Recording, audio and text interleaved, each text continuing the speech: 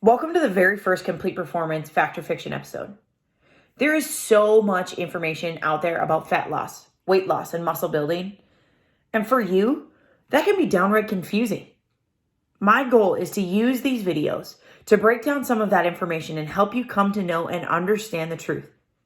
Because the only way that you're going to get results is to know and respect the truth. So your goal is weight loss. That's a common goal for a lot of us. Yet, how to achieve it and how to get there is so heavily debated. So what's the right answer? What's the workout that's going to get me there? Any good coach would look at the big picture and give you the answer, it depends. There are health benefits and fat loss benefits to both cardiovascular and strength exercise. But my guess is you want the one that's going to get you the fastest results, the most long-lasting results. Let's dig into the benefits of both first. Both can improve your body composition. They can improve your cardiovascular health, improve your metabolic rate and your caloric burn. The structure of your programming is really what defines and determines your results. Let's talk cardio first.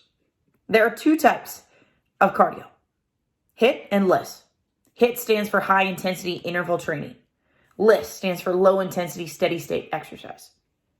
HIIT is your short burst, high intensity bits of exercise mixed with rest or lower intensity sets of exercise.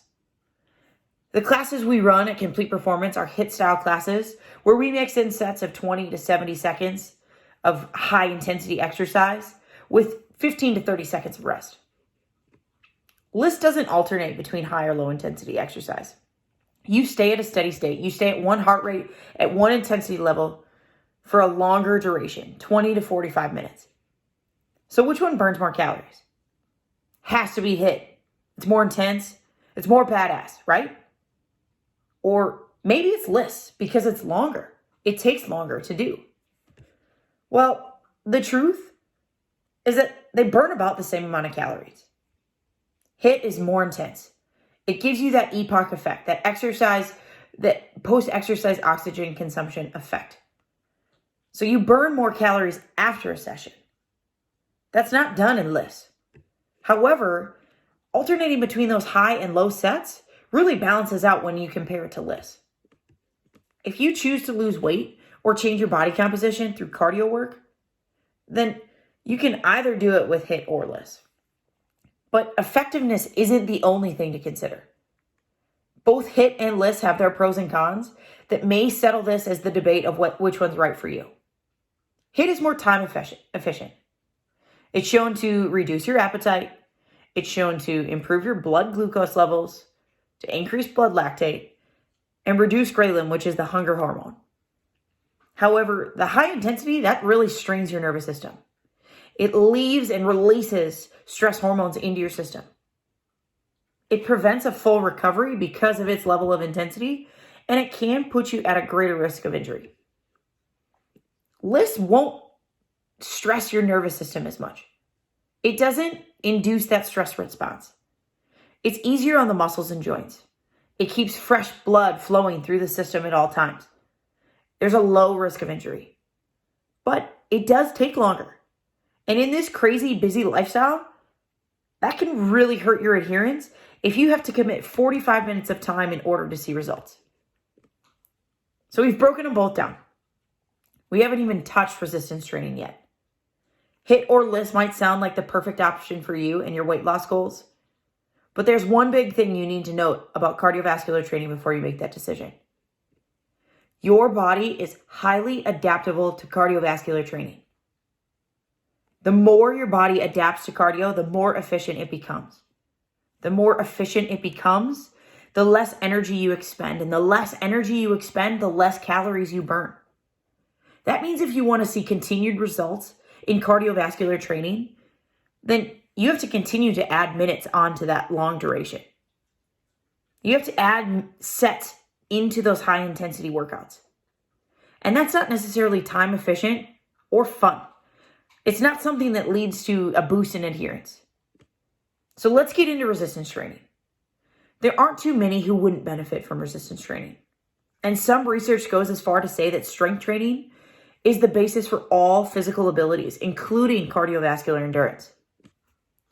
Resistance training, when intelligently programmed, should increase the strength of your body. It should improve your body composition, reduce your risk for injury, improve your overall performance, whether that be for sport or whether that be for day-to-day activities. Now, you do care about all those things, but in this case, you really care about fat loss. And that's okay. Resistance training builds lean muscle mass, and lean muscle mass burns more calories than fat tissue. So resistance training actually helps you to carry a faster resting metabolism. Faster resting metabolism means you burn more calories just by sitting. Now, there's a hormonal benefit to resistance training too, a hormonal benefit that can lead to improvements in your change in body composition. Your anabolic hormones stay elevated 15 to 30 minutes once you're done with a resistance training session. It has a number of benefits for your testosterone, your growth hormone, and insulin-like growth factor. But what's great for fat loss is that it improves your insulin sensitivity. Your sensitivity to insulin directly relates to your ability to store glucose as glycogen, or that's your fuel. The greater your sensitivity, the more stored as glycogen, leaving less to float around in the bloodstream with the chance to be stored as body fat, which is exactly what we're trying to get rid of. Now, that sounds like a lot of mumbo jumbo if you ask me. So let's compare it to cardiovascular work. Resistance training is not something the body adapts to easily. There are so many ways to vary resistance training, like volume, intensity, frequency, style, exercise selection, sequence, modality. It's unending. There are so many variables challenging the body that your body really never adapts to it. Because there's so much difficulty in adapting to it, you're never going to get to that full potential because you're always able to vary and make changes. But there are cons to resistance training. Improper technique can really put you at risk for injury. And the technique for resistance training can be tough to master. So make sure you get with a good coach. Make sure you learn and you study the exercise, you study the movement pattern so that you can do this properly and stay injury and pain-free. The programming is important. You can't just add sets to add sets or add reps to add reps, add weights to look cool. You need to have intelligent programming so that you stay safe, so that you get best results, and so that it meets your goals. Now, there are benefits to cardio and resistance training, and you can lose fat through both. But you have to decide which one's going to get you to stay to that program the best. Which one are you going to stick with long term, adhere to? Because those two things are what's going to get you and keep you seeing results.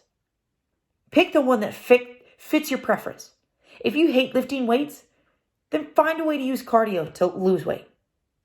If you don't like cardio, then do bits and pieces here and there to benefit your heart health, but don't feel like that's the only way to lose weight.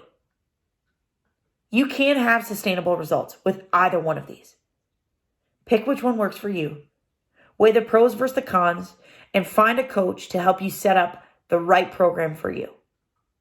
Stay tuned for more episodes of Fact or Fiction. This is the very first one. Read it over. Let me know what you think.